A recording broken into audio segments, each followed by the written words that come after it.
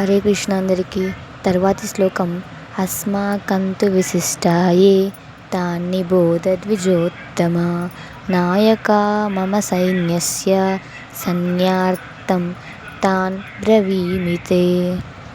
తాత్పర్యం.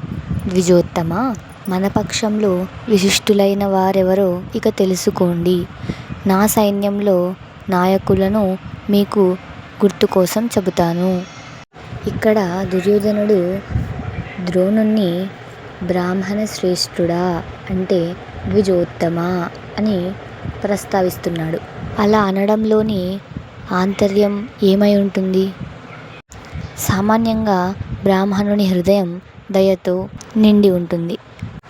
ఇక ఎదుటి పక్షంలో చాలామంది ఆయన శిష్యులే కనుక శిష్యవాత్సల్యం, బ్రాహ్మణ సహజమైన దయ రెండూ కలిసి ఆచార్యుడు తన కొంప ముంచుతాడేమో అనే అనుమానంతో ఇక్కడ అయ్యా బ్రాహ్మణ శ్రేష్ఠుడా అని అంటూ మన సైన్యంలో ఉన్నవారిని కూడా మీ గుర్తు కోసం చెబుతాను అని తన సైన్యాన్ని తర్వాతి శ్లోకంలో వివరిస్తున్నాడు.